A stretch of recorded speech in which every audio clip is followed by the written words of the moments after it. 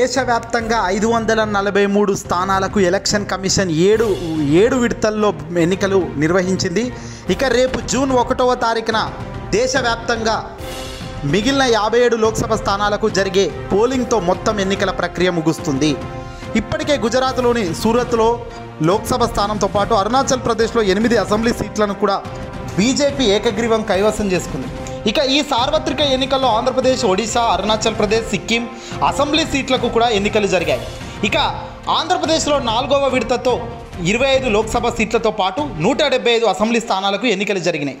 ఈ ఎన్నికల్లో ఓటర్ తీర్పు ఎలా ఉండబోతుంది అని అధికార వైఎస్ఆర్సీపీతో పాటు భారతీయ జనతా పార్టీతో జతగట్టిన తెలుగుదేశం పార్టీ, జనసేన కూటమి నేతలు నరాలు తెగే ఉత్కంఠతో ఎదురు చూస్తున్న సంగతి అందరికీ తెలిసిందే. ఇక మరో 3 రోజుల తర్వాత ఎన్నికల ఫలితాల్లో ప్రజలు ఎవరికి పట్టం కట్టారనే విషయం స్పష్టత వచ్చేస్తుంది.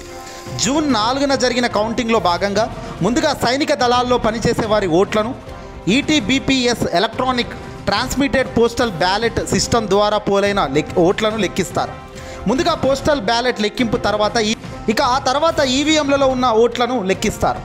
ఉదయం 8 గంటలకు ప్రారంభమయ్యే కౌంటింగ్ 11 గంటల వరకు పార్టీ అధికారంలోకి ఉదయం 8 గంటలకు ప్రారంభమయ్యే ఈ కౌంటింగ్ 11 గంటల వరకు ఏ పార్టీ అధికారంలోకి రాబోతుందనే ట్రెండ్ మొదలవుతుంది. మధ్యాహ్నం 2 గంటల వరకు తుది ఫలితాలపై క్లారిటీ రాబోతుంది.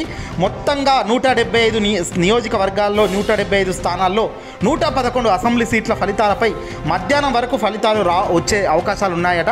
ఇక 61 నియోజకవర్గాల్లో సాయంత్రం 4 గంటల వరకు క్లారిటీ రాబోతుంది. ఆంధ్రప్రదేశ్లో తొలి ఫలితం ఒకప్పటి ఉభయ గోదావరి జిల్లాలోని నర్సాపురం, కొవ్వూరు నియోజకవర్గాల్లో అతి తక్కువగా ఉన్న 13 రౌండ్లలో లెక్కింపు పూర్తి కాబోతుంది. కాబట్టి మొదటి ఫలితం ఆ నియోజకవర్గం అయ్యే అవకాశాలు ఎక్కువగా ఉన్నాయట. విశాఖపట్నంలో భీమిలి, కర్నూలు జిల్లాలోని పాణ్యం ఫలితాల కోసం సాయంత్రం వరకు వెయిట్ చేయాల్సిందే. ఈ ఎన్నికల్లో ఆంధ్రప్రదేశ్ ముఖ్యమంత్రి వైఎస్ఆర్సీపీ అభ్యర్థిగా పులివెందుల నుంచి 3వసారి బరిలోకి నిలిచారు. అటు చంద్రబాబు నాయుడు కుప్పం నుంచి, జనసేన అధ్యక్షుడు పవన్ కళ్యాణ్ పిఠాపురం నుంచి పోటీలో ఉన్న సంగతి తెలిసిందే. అటు బీజేపీ రాష్ట్ర అధ్యక్షురాలు పురంధేశ్వరి రాజమండ్రి నుంచి ఎంపీగా పోటీ చేస్తున్నారు. అటు బాలయ్య హిందూపురం, నారా లోకేష్ మంగళగిరి నుంచి గెలుస్తారా ఓడిపోతారా అనేది ఇప్పుడు చాలా ఉత్కంఠతో ఎదురు చూస్తున్నారు అంతా కూడా. కౌంటింగ్ రోజు ఎలాంటి అవాంఛనీయ ఘటనలు జరగకుండా రాష్ట్ర వ్యాప్తంగా 144 సెక్షన్ అమల్లో ఉంటుంది. ఇక కొన్ని డేంజర్ జోన్లలో అదనపు బలగాలను సైతం మోహరించే ప్రయత్నం చేస్తున్నారు పోలీసులు. ఎలక్షన్ రిజల్ట్స్ తర్వాత ఊరేగింపులు కానీ ర్యాలీలకు అనుమతులు లేవని ఆంధ్రప్రదేశ్ ముఖ్య ఎన్నికల అధికారి ముఖేష్ కుమార్ మీనా తెలిపారు.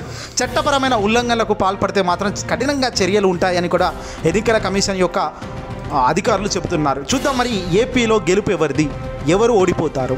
ఇప్పుడు ఆంధ్రప్రదేశ్లో ఫస్ట్ ఎలక్షన్ రిజల్ట్ మొదలయ్యేది ఆ నియోజకవర్గందే అనేది హాట్ టాపిక్గా మారింది.